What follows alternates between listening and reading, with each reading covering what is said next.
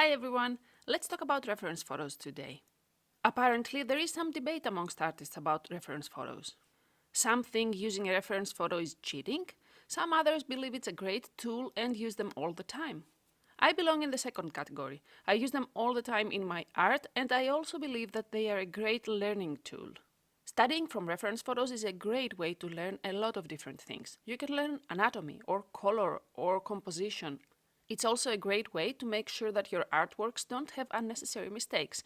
Using a reference photo can make you see things that you wouldn't have thought otherwise. Is studying from life better? Probably. Some will say absolutely, but not all of us have the opportunity to go out there and paint from life.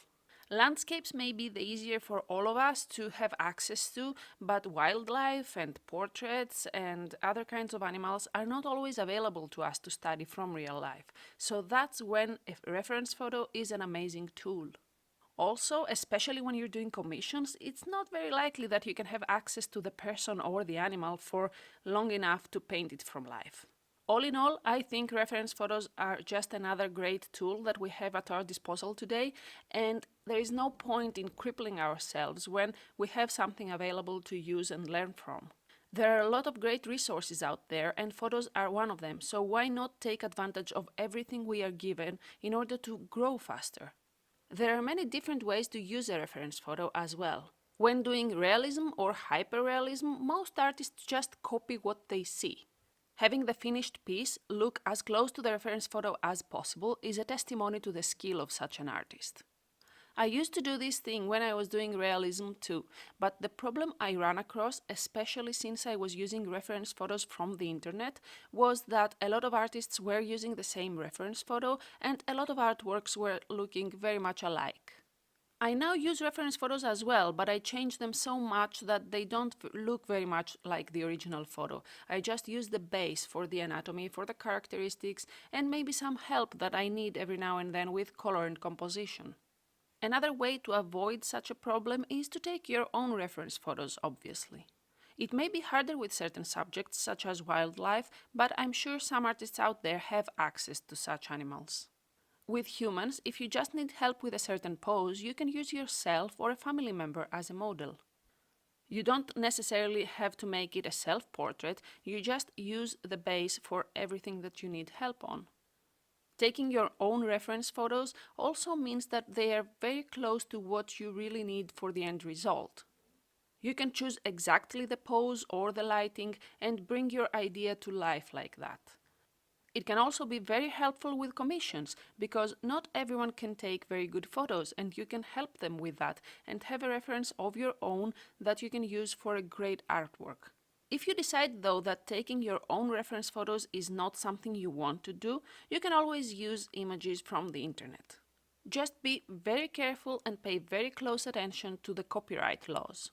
If you just make a Google search for the subject you want to, you will probably end up finding photos that are copyrighted and are not allowed to be used for artwork. Using such images for your own practice is okay, but you cannot share them in your social media, and obviously you cannot sell your artwork made with such images. It is not only illegal to make profit from artworks that were based on copyrighted photos. It is also, in my opinion, unethical and unfair to the photographer. Photographers are artists like us, and they are not supposed to work for free. They use very expensive equipment in order to take good photos, and they have skills that not everyone else has, so they should be compensated for that. If we don't want to get asked to work for free, why do we ask from them to work for free? So, instead of using Google as your search, use websites that are meant to be used for exactly this reason. Personally, in the past, I've used wildlife reference photos, where you can buy a bunch of photographs, very high quality photographs, for just a small amount of money. I've used Paint My Photo, where you can find reference photos for free from photographers who are willing to give them up for free. And also Pixabay, which I'm still using. Just be extra careful with that and do a reverse Google search of your image you want to use to make sure that the person who uploaded it on Pixabay is indeed the person who took the photograph, and not someone else taking advantage of another photographer's work. It only takes a few moments and then you can be 100% sure that you are allowed to use a specific photo for your artwork. Obviously, there are other websites out there that can be used in the same way, and feel free to put some in the comments below if you know of any, but always be very careful and read the terms and conditions and make sure that you are allowed to use their photos for artwork, for a reproduction, and to sell your artworks afterwards. Lastly, you can always contact a photographer directly and ask for permission to use their work. Lots of photographers out there are willing to do that. I've heard such stories. Or maybe they will ask for a small amount of money to give you the freedom to create artwork from their photos and make profit out of it.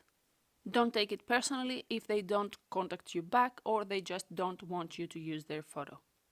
Be nice, be kind, and use common sense. Apart from a great tool, reference photos can be a very good source of inspiration. I find that browsing through beautiful photos gives me a lot of new ideas for a lot of new artworks that I want to create. So in conclusion, I'm obviously in favor of using reference photos when done according to the copyright laws.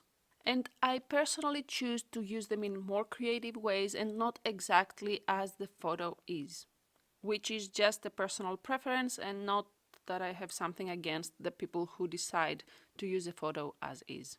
For example, in the oil painting you see me create in this video, Entangled, I've used more than 4 reference photos combined together. There was one for the girl that I've changed significantly, both in her characteristics and the colors. I've mostly needed it for the angle of the face and to see how exactly the perspective would be. I've used one for the chipmunk, which I think I copied almost exactly.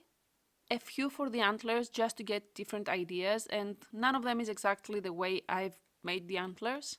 And a lot of different small ones for the flowers, just to get different shapes and make them all look different instead of taking one flower and copying all over again.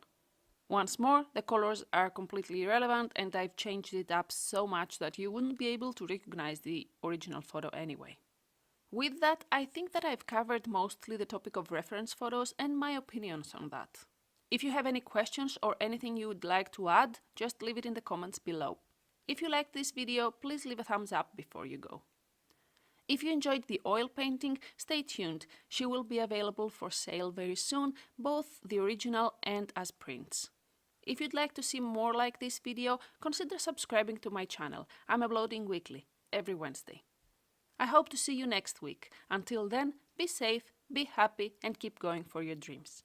Bye!